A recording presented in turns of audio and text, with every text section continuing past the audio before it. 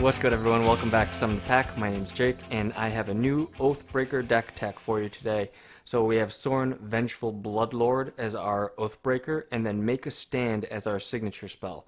Now this is primarily a tokens deck, but we're also trying to gain life and drain our opponents out at the same time. What I've seen and played out so far, getting to the long game, this deck does very, very well. And we do that by gaining life, making tokens, blocking, just kind of dragging the game out into a little bit of a longer. This isn't a super powerful combo deck that's going to go off on turn 2 or turn 3. We're trying to stretch out the game, a fair game of Magic, and take our opponents into the deep water. Sorin, Vengeful Bloodlord gives all of our creatures and planeswalkers lifelink, and then we can +2 him to kind of ping a player. His minus ability, we can return a creature card with converted mana cost X from our graveyard to the battlefield, and then it becomes a vampire in addition to its other forms. Now, I actually haven't found that particular mode to be all that useful. It will certainly come up, so don't be afraid to use it. But like I said, what we're trying to do is really build a huge token army and kind of alpha swing on our opponents. So we have Make a Stand, which gives our creatures +1/+0, so a little beefier on the attack, and they gain Indestructible. Not only can this spell be used offensively, but we can also use it to protect a huge token army that we may have amassed if we're staring at like a Wrath of God or some sort of Wrath effect. We have a pretty strong Angel contingent as well. I was finding like, oh, well, Serra Benevolent seems like a fun card to be able to use. It was just printed. Some people might have it. The price has actually come down on it quite a bit since pre-release, and it creates angels. So I thought, well, that could be fun. So I just kind of kept going with that theme. So Angel Vitality. If we would gain life, we gain that much life +1 instead. So again, kind of stretching it out into the long game.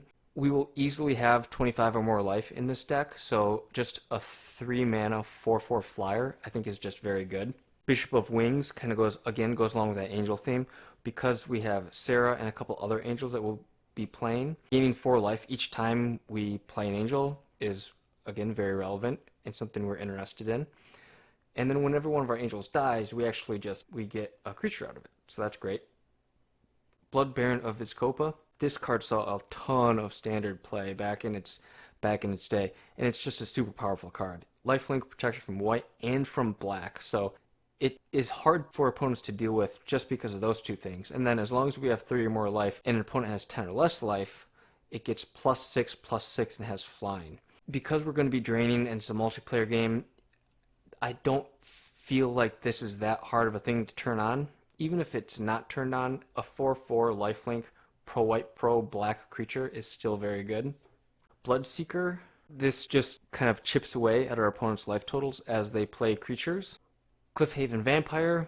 Whenever we gain life, each opponent loses life. Now we have a ton of ways to gain life here, so again, we could easily be doing between 5 and 10 damage just from effects like this and Bloodseeker. So also a very good card.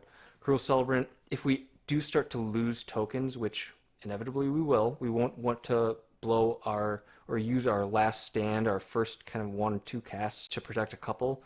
So having this out and making our token death mean something or count for something is quite nice.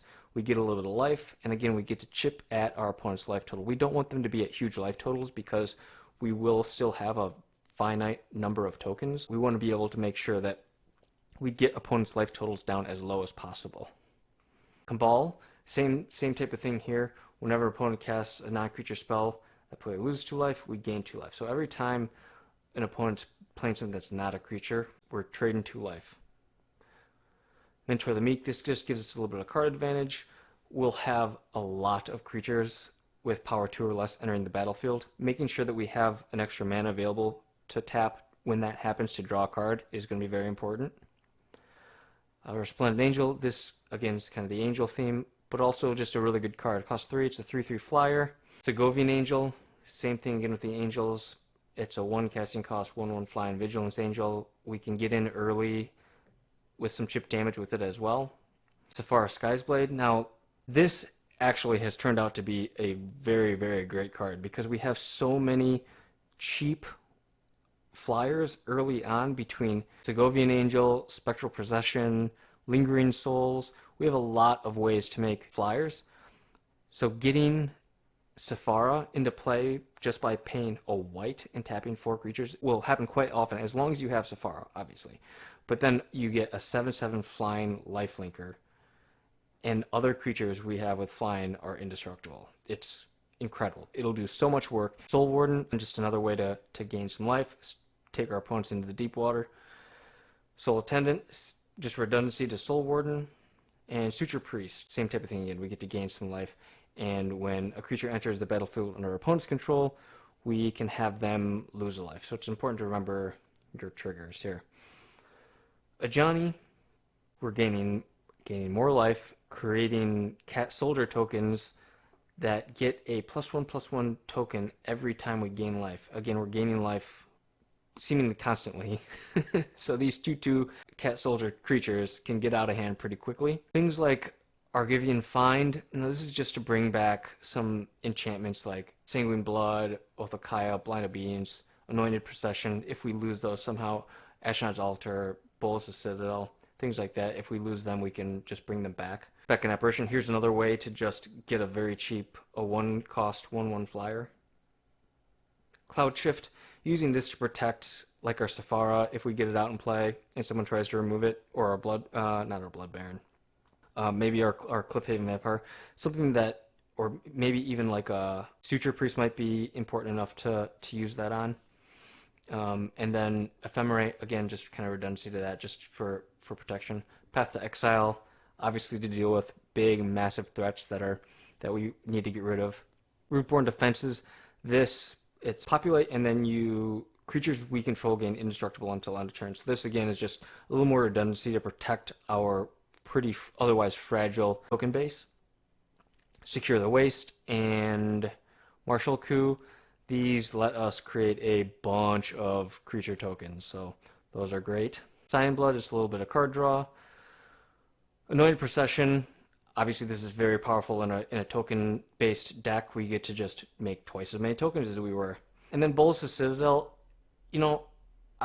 this might seem like a little bit of a weird inclusion here, but because it costs 6 and the rest of our deck is quite cheap on CMC, but I was seeing that, like, first, it's a very powerful card. Second, it's actually quite cheap. It's only like $1.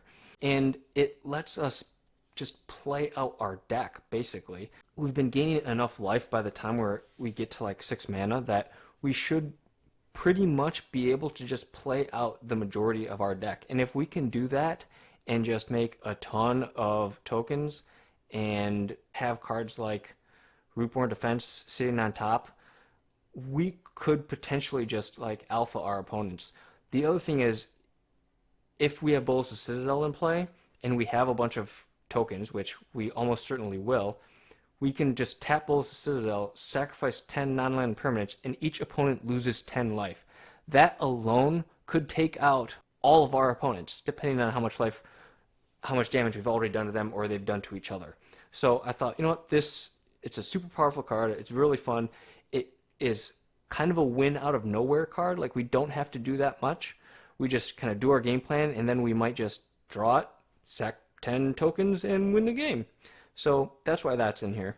Signet and Hierarchy, just a little ramp to kind of help us keep pace with a super fast format.